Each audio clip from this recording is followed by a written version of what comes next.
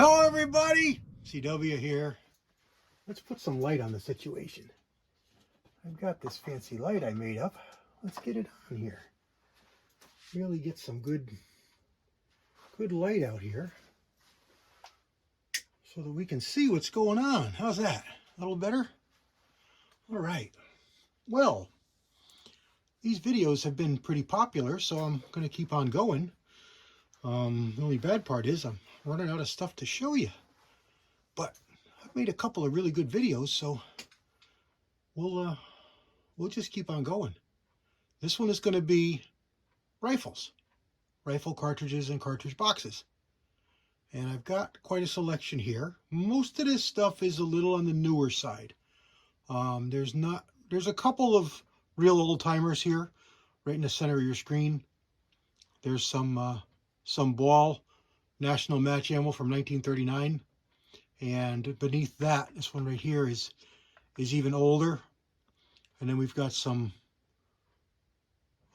Winchester M2 ball ammo that I'm not sure of the date on. I don't think it's ancient. I know it's not ancient, but I don't know its era.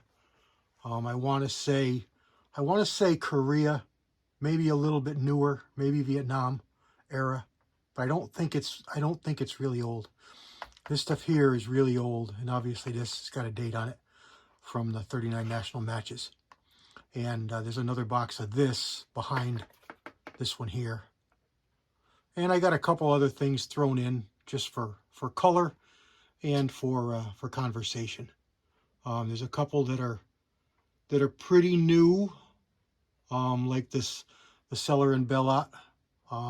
Not sure of the pronunciation there, but that's how I say it. Ammo. This is a European 6.5 by 52R.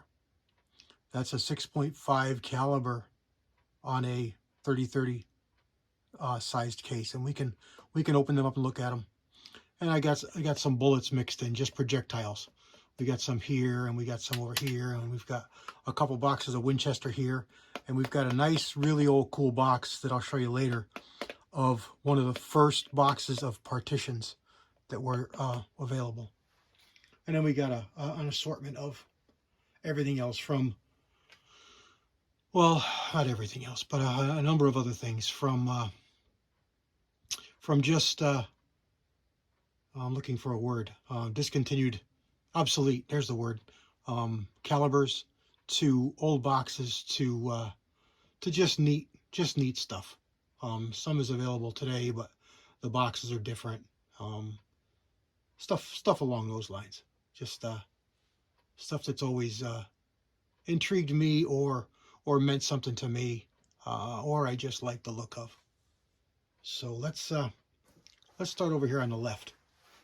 We've got a bunch of 30-30s and Winchester. And I can't read what it says. I think it says super speed. But we've got a 170, and I can't read the next one, and a 150 silver tip. And then we've got a couple of Remington boxes. This one here is an older one that's not so common. How they did it, they stamped on it like with a rubber stamp almost. And this was usually reserved for short runs or specialty ammo or more limited run stuff. So I'm not sure if this was really late and an additional run or really early. It can't be really early because 30 Remington is pretty old. So it's got to be late. It's got to be late. And I'm going to say 60s, 30 Remington. And there's a 30 Remington probably from the 80s, or maybe, I'm not sure when that was discontinued, but there you go. And I mentioned to Mark Thomas in his comment that you're going to get a kick out of the next one. And this is the reason right here. Down on the bottom, kind of hard to see. Again, we'll do a zoom in or a zoom by real close-up view at the end of the video of all the boxes. And I'll try and get a better picture of this one for you. But it's a 60s Federal box of ammunition in 32 Winchester. And it's a pretty cool box. I remember these when I was a kid, so it really means something to me. And then we got a box of, I'm going to call it 50s. Maybe it's a little earlier, but I'm going to call it 50s Winchester silver tip in 32 Winchester Special. And then a Remington, and then two Winchesters, and they're both 170s. And then a Remington, and then to top it off, we've got an empty box, one of my few empty boxes of Hornets. This particular box was from my grandfather. That's the reason that this one is saved, because it's not really anything special. Hornets were pretty common, seen around and had by many. But this particular box was one my grandfather had bought. He was a big 22 Hornet fan. 22 Hornet is the first caliber that I loaded for, and it really means something special to me. So that's a really special box. That one was his. You know, he had his hands on it, and that one won't go anywhere ever. Here's another box of bullets, just projectiles, and I threw it in there because it's neat. That's back in the day when Speer had the cardboard boxes before they went to the plastic boxes. Here's a little newer Speer. This one really isn't very old at all, but it's Grand Slam bullets. This was their premium line, their answer to the partitions. What they did with this design of the bullet, they used a special jacket that they had tuned up. I believe it was tapered in some cartridges. It was special thicknesses in others. It was tuned for the caliber. And it had a base of very high antimony lead. So very hard lead in the base. And a very soft antimony, a very soft lead, no antimony, in the tip. So what you got was, combining all those aspects, it was really pretty high-tech ammo for its time. And the base of these bullets all had a GS stamped in them. So you knew after it was expanded in the animal and you recovered it, if you recovered it, that it said Grand Slam. It was a Grand Slam bullet. So pretty neat stuff. That's a sealed box, so I can't show you. But if I remember by the end of the video, I think I have a couple boxes that are open, and I'll try and remember to pop one out and show you that picture. If not, I'll snap a pic and roll it into the video at some point. Maybe I'll make a pause right here, and we can do that. Speer Grand Slam bullets.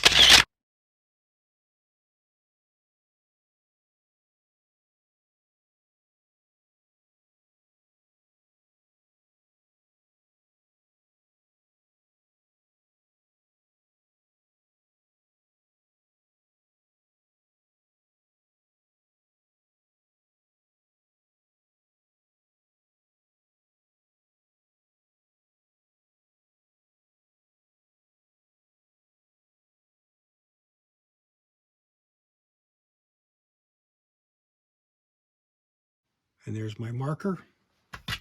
Okay, moving back here. Here's a pretty old box, and this is a cool box. This is Winchester Super X 3040 Krag, or 30 Government, 220 grain expanding bullet. This is a really nice box. Silver tip. This is just a really cool box. You know, this is when they took pride in what they did. And they made a product that was something to behold. And then moving to the back, here's a couple boxes of Remington brass, not loaded ammunition. This is just brass, and it's 350 Remington Magnum brass. And here's another pretty cool one. Goes along with the Cellar and Billet that I talked about before, and I can open this box for you. But this is 5.6 by 52R. So this is a 22, or roughly a 22 caliber bullet with a 30-30 case in factory ammo. We'll just move these primers over a little, because here you have a box of international match ammo, 7.62 millimeter. Of course, we know what that is. 168 grain hollow point. That's 308. Here's a whole stack of one of my favorite cartridges, 222, the Triple Deuce, from Peters, from Remington, and an old box of Remington. Here's a box of Remington bullets when you could get them. This one here was, and this is the way they were, handwritten. This is a box for the 3855. So these are custom diameter, 376 diameter. The 3855 is one of those that you could find bullets from, boy, 375 up to 383, 382. They were all over the map, and part of that came from a problem between manufacturers, specifically Marlin and Winchester, where either one wouldn't produce ammo with the other's name on it. So that's why you have some calibers that are really close, but with different names, with a Marlin name or with a different number, like 3856. There was a real 3856 that was different, but there was 3856 that was the same as 3855. Marlin wouldn't put a Winchester name or moniker on their barrels for a period of time. There was just a awful feud between them, and they wouldn't do it. So, well, not so, but part of that was chambers for chamber dimensions on the 3855.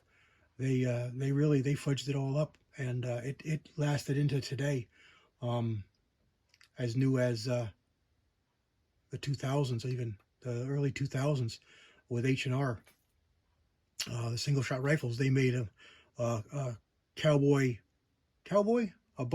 buffalo rifle, Buffalo Express in 4570, and then they offered one just like it in 3855, and those rifles had screwed up chambers. They couldn't take some of the chambers couldn't take a bullet. Okay, they couldn't chamber a bullet that would properly fit the rifling, so they were shooting bullets that were smaller than the rifling because they couldn't fit it in the chamber, a proper size bullet. And that plagued the 3855 basically to today. It depends on who made your reamer, where the reamer came from, what side of the fence they were on with the feud. It really played havoc with the 3855, and I've had a number of them. And what I had to do with two of mine was throat it. I had to run a throating reamer in there and open the throat up so that I could chamber a bullet. In my case, I think it was 380, 381, 380. I couldn't get that big a bullet in. It would only chamber up to a 379, and my bore was like 381. I had terrible accuracy, or poor accuracy. I used to shoot a cast bullet with a hollow base so that it would uptrate up, and I would get some kind of accuracy out of it, but I couldn't push it fast. It was only really low velocity. So that was a fix back in the day. But you can't do that with jacketed bullets, or you can only do it to a lessening degree. Anyway, let's not make this a 30-minute video.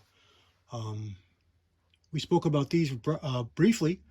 30 caliber M2 ball. So this is 3006 M2 ball ammo. Now, some people probably know a little more about this than me, and M2 is going to tell them exactly a date, which is why I'm thinking it's Vietnam era. But again, I guess on my part, I really do not know. Next one down is a 221 Fireball, 221 Remington. This is a neat little cartridge. It's a shorter 222 case. It was offered in rifles and pistols, and anyone who remembers the XP100 line, this is the cartridge that pistol came out with. It was a single shot dog leg from the Model 600 Remington rifles into a pistol in 221 Fireball. Here's some 8mm Mauser, and there's two boxes of Winchester underneath it. 8mm Mauser. One's 170 grain and one's a 200 grain. Winchester Super Speed. Both of them are Super Speed. They're both the same era, but strangely, they're different size boxes. So we'll show that more in a close-up when we do a flyby at the end. The next pile over here, here's a couple more 3030s, and they should have been over there with that pile, but they got over here. Similar box to that 30 Remington, but different style stamp, but still like a rubber stamp. See, that was like a rubber stamp over there. So is this, but it's in red. That one's in black. So this is the same era ammo, and I'm going to put that in the 60s. And then Super Speed Winchester, and I'm going to put this probably in the 50s or maybe even the late 40s. And then here's an early Remington. This is definitely 40s or early 40s. Probably not early 40s, probably late 40s. But I'm going to put it in the 40s anyway for 30-40 Krag. Same as what you got over here. And then above that is 3 boxes of one of my favorite calibers, and that's the 375 Winchester. And this was commemorative ammo. Well, I shouldn't say that. It's not commemorative ammo. It's ammo that came out with the release of the Winchester Big Bore 94. If you remember those, they were reinforced 94. The back of the receiver actually got a little more metal around the, a little more steel around the lugs. They're real lugs that come up behind the bolt when you close the lever, and that's how the 94 works. And the 336 Marlin is similar, being the lug is in the back, and that locks the bolt. And what they did was to withstand the 52,000 psi pressure level that these ran at, compared to the 42 of the 3030 and the, what was it, 36 or 35 for the 35 Rem. Not that that was in a 94, but just throwing out there the pressure. They felt they needed a little more meat there to withstand that pressure, so hence the Big Bore 94 came out. And I think both of those are 200 grain. No, they're not. We've got a 200 on the bottom and a 250 on the top, and full boxes. And then this is Winchester Super X. Probably, I'm going to say it's newer, but I'm not certain of that because I don't remember the dates here. The 375 Winchester, I believe, was released in that Big Bore. I don't think it existed before that. So that would make this newer, or it would mean that Winchester produced both of them about the same time, and this was just a specialty box to be sold with the rifles, maybe. Again, I was around, but I don't remember precisely what happened there. And this one here is just a really cool caliber. Now, I showed you this in the pistol, I'm sorry, in the loose cartridges video, a couple of videos back. And it is the 401 Winchester self-loading, and that's a full box of metal case ammo. I take that back. I'm sorry, that's not metal case. That is expanding point, but it's really a neat bullet. It's almost, it looks like that 25 caliber with the pellet nose in it, but it's got like a little steel ball looking thing in the nose, and I believe it was there for feeding, but it would have also helped with expansion if it was a steel ball and not just a cap, because it would have pushed into the soft lead and helped expansion. So I'm not 100% on that one, but I know what the bullet looks like, and that's what you've got there. It's a clad, jacketed bullet with a little bit of lead, and then a brass colored, copper colored, I'm going to say ball, but I don't know that it's a ball, but it looks like a ball in the nose. And then we go over here to the next pile of boxes. We've got on the top 32 Winchester, 3220. I also showed this in the pistol one. It is pistol and rifle ammo, so I showed it in both. And then we've got another one of my favorite calibers. I'm really partial to 35, so anything 35 is right up my alley. 35 Remington. And then we've got 303 Savage. If you don't know that one, it looks a lot like a 30-30, but it was made for the 94, the Savage rifle. I think it was in the 95s as well, 1895s as well, because it's a pretty old caliber. And it was a 190 grain bullet. So it was a heavier bullet than the 30-30s had. About the same ballistics. I don't know that it was really any more powerful, but it had that heavier bullet. And then we got some 444 Marlins. And I think you can see that price tag. It says $16.39. How'd you like to find some of that today, huh? That box of ammo today would probably be 60 or 75 bucks if you could find it. And we've got some 265, 240, and 265. And on the bottom here, let's move this box over a little bit, see if you can get a shot in there. That's 284 Winchester. That was a really cool caliber. really didn't get the respect it deserved. It's a little longer than a typical short action of 2.80, but it's a short action. It works in short actions. It's a rebated rim. It's one of our first rebated rim calibers that was popular, and it's 7mm bullets, and it really duplicated the 280 or the 7mm Remington Express ballistics. So it had case capacity of a 30-06, but it worked in a shorter action. It was a fat case, fatter than the 30-06, but shorter. It was a really nice one for custom rifles. It's really a dandy. It really is. It deserves more respect. In a mountain type rifle, lightweight mountain rifle, if I was building something, I would really look hard at that caliber. Today we've got some others that are appropriate along the same lines, some of the really new ones, but that one there started it off. That one there, it achieves some really good ballistics, and it's a nice caliber. Moving on here, we've got, I'm going to tell you this way so that we can show the next pile.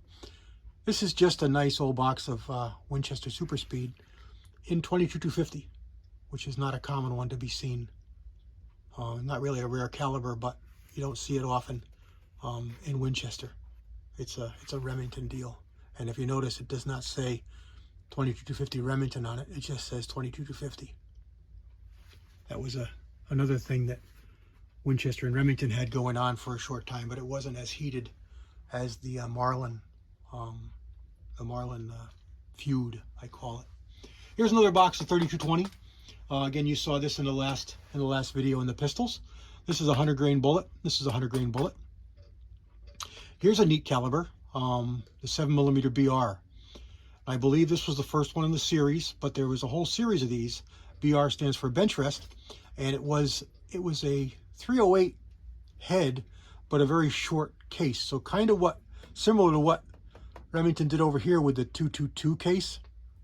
And I say that because it's about the same dates as 223, but 222 predated it. So 222 is more of a parent cartridge or case, even though 223 is bigger and longer. The case head and the case head dimensions are the same. So they are here as well. They're just a shorter case. Well, the same goes on over here. It's a 308 case head, but a shorter piece of brass. And they made a 30, they made a 7mm, and there was a bunch of Wildcats in a bunch of different calibers, all the way down to 22. The next one up is one of my favorite 300s. It's one I've never owned, but one I've always wanted to own, and that is the 300 H&H. And I've sandwiched them, 300 H&H here and here. I've sandwiched them between the 375 H&H, the big bore. That's just a really nice dandy cartridge. It's got lots of power. It's not punishing in recoil. It's a good Magnum cartridge when you need to have a lot of power. It's a good choice. And the 300 loaded as it is factory, it's really only a little more powerful than a 30-06. Most of the other 300s beat it for velocity and energy, but in a modern rifle with a prudent hand loader, you've got quite a bit on tap there.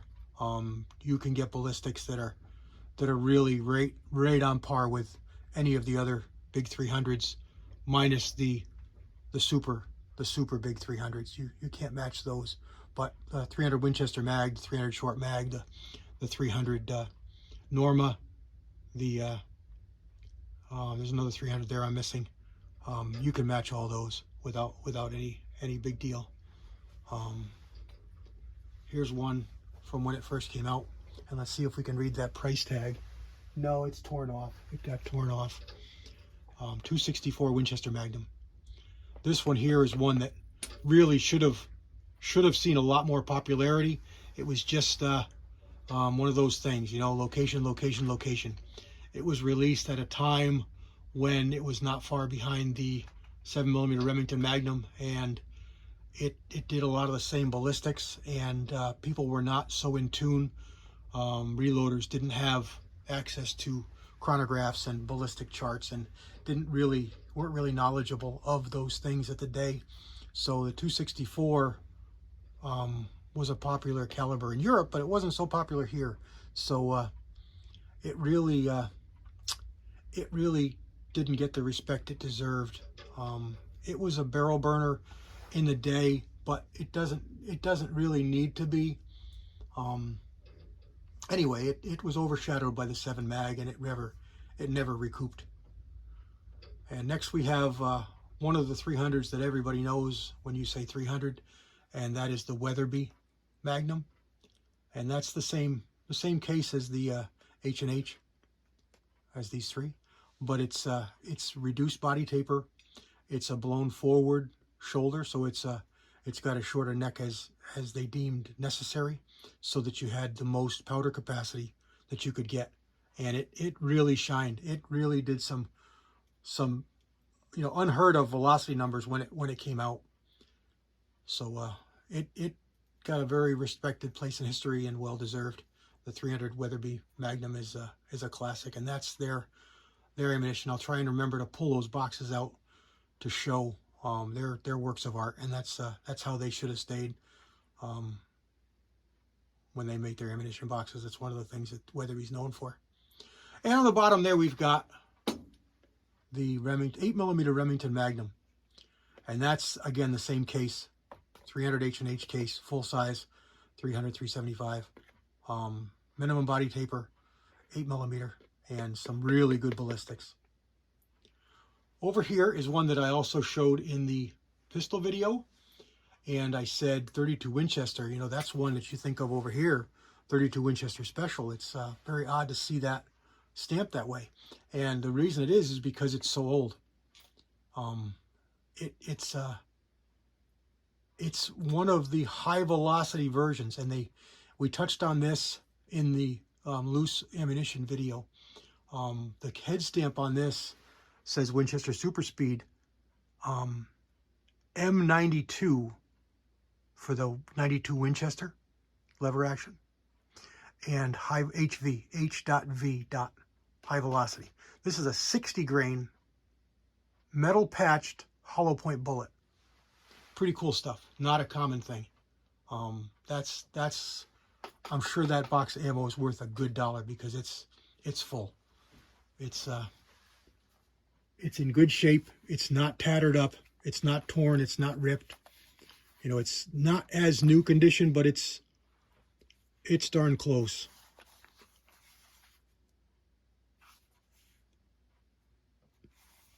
I'm sorry, 80 grain bullet. I said 60. 80 grain bullet. Let's open this up, and I'll let you have a gander at the cartridges. There's a lot number. Again, I'm just being real careful because I don't want to rip or tear this, but look at there. Cool stuff. To me, that is just the coolest thing going. And that box over there of the 401 Winchester is the same era, but that one's got a torn box lid. But that's a full box too, and that's the only reason I'm not showing you that bullet, because I don't want to be opening and closing that box, because it's in such tired shape. I don't want to break it up, rip it up anymore, because the rest of the box is really good. It's just that one flap is torn. Back over here, we've got some 300 Savage in a box of Super X. 307 Winchester. That's a neat cartridge. Brought out by Winchester. Chambered well. Marlin looked at it, and there was some guns made, but I don't believe any were actually released to the public. The 356 was made at the same time and along the same lines. This is a rimmed 308 case. The 356 was a rimmed 358 case. And I don't have 358 out here. I know I've got a few boxes. I don't know why I don't, but anyway. It's a rimmed 308 case with just a little bit less ballistics than a 308. just because it went in the big bore rifle, because of that higher pressure that it ran at. And it was a darn nice caliber. Flat point bullets, because it was a tubular magazine, so it suffered a little bit on the extreme long ranges, but inside the yardages that probably 90% of it was used, which is, you know, inside, let's just say 250 to 300, it was fine. It was every bit a 308. Next one down is 7mm Mauser. Here's the 30-06. And the bottom there, not to be left out, is the 338 Winchester Magnum. Going across the front here. Again, we spoke about this already. These are a couple of Winchester projectiles, bullets. A box of 30 Winchester model 1894 soft points. So those are 30-30 bullets. It's pretty cool. The box is in really rough shape. But how cool is that? And it's not sealed, but I don't believe it's been opened very many times. That, I believe, was sealed when I got it, and it just kind of broke with time. You see the bottom of the box is torn there. But there you go. That's pretty cool. The back side is just it had something on there. Not sure what. But there you go. Let's see if we can open this up without causing any trouble. I think it can open. I've only ever had it open once or twice. Not wanting to hurt anything. Oh, it's missing a bullet. So there we go. It's been opened. And it's actually not complete. I'm sorry to see that. These are original, but these 4 are not. So it's missing 5 bullets. But you see the primers. That's unfortunate. But see those primers? That's how they were.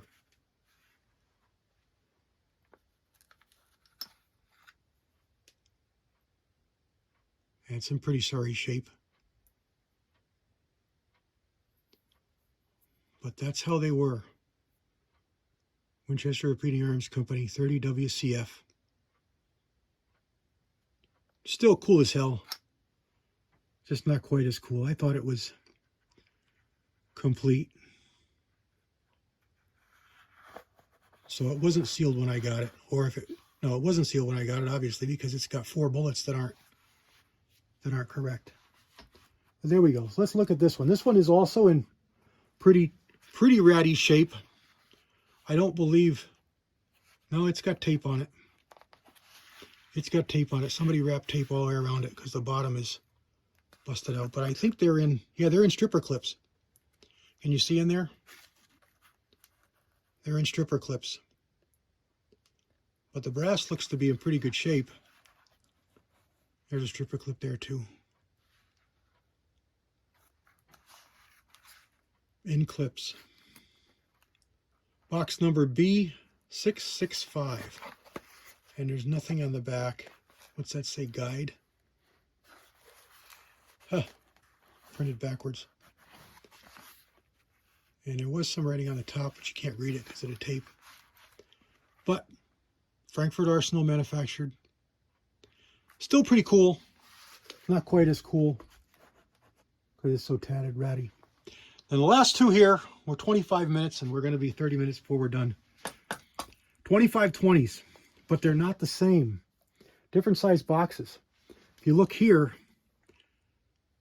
2520 single shot. This box has seen better days too. Let's see if I can get one out of here. Maybe I can't. I don't want to destroy the box. I'm trying to do this in frame for you, and it's not working out. This box has been repaired. It's got fiber tape all over it, so not likely that it's gonna, there we go. See how long? 2520 that you're used to is not that long. And it says Remington UMC 2520 on the base, but that won't fit in a 2520 that you're used to. This is a 2520 single shot. Pretty neat. You probably didn't know that existed. I know when I found it, I didn't know it existed. So not many people probably will either. All right, let's get off the tripod and do a zoom by. I'll try and pull those cases out so you can see them a little better. And I'll pull out one of those Normas. All right, here we go, guys. Let's try and speed this up a little bit. 300 Savage, 307, 7mm Mauser, 3006, and 338. There's that box of primers you saw already. There's that 8mm Mauser, 300 Weatherby, 264, 300 H&H, 375 H&H, 300 H&H, 7mm BR, and another 3220. Another 3220. One of my favorites, 35 Rem, 303 190 expanding, 444, 444, 444. Bottom one down there is a 284 Winchester. Another primer, 3040, 3030, 3030. Big bore box, 375 Winchester. There's that 401 self-loading. That's just a really handsome, really handsome box of shells. There's those M2s. 221 Fireball, 8mm Mauser, 8mm Mauser 200, 8mm Mauser 170. We didn't talk about those, but it's just a box of 243. 222, can't really see it down there, but it's 222 all the way to the top. And there's that 6.5 by 52R, and there's that reminiscent 3030 case that you can recognize. Flat point bullet, 6.5 diameter. There's that international match rather, 7.62. 350 Rem Mag primed cases. There's that 376 diameter, 3855, 255 grain bullet. 32s. Oh, I wanted to get that Federal box out. Let me get that out. Let me get that out. I want to show Tom that. I know he wants to see that. Box of Hornets. There's those Plinkers. 30 Rem, 30 Rem, 30, 30, 30, 30. You've seen all those every day. 2520 single shot and 2520 Winchester. There's those Grand Slams. And here's that 5.6 by 52R. Again, reminiscent of that 3030 case. I'm sorry about focus. See if I can zoom in for you. There we go. Almost looks like that 22 high power. That 22 HP I showed you before. Very similar round. Here's those 3030s. Again, sorry about the focus. Why did it do that to me? Doesn't like that box. There's those 30M1. And here's that Weatherby box that I showed you, or talked to you about rather. You just saw the end of it. But that's just a cool box. And all their cartridges use this box, but they use a different critter on there. So some will have elephants, some will have tigers, some will have lions, some will have rhinos. Depends on the caliber. So pretty neat stuff. All right, let me pull out that Federal box. I know Mark wants to see that. There it is. I don't know if you remember these, but this is probably 60s, early 60s. That just screams my youth and buying bullets in the hardware store before deer season. All right, everybody. I hope you enjoyed it. I got at least one more planned. I don't think I can squeak out another more than one more, but I got one more in plans for you, in store for you. God bless everybody. CW out.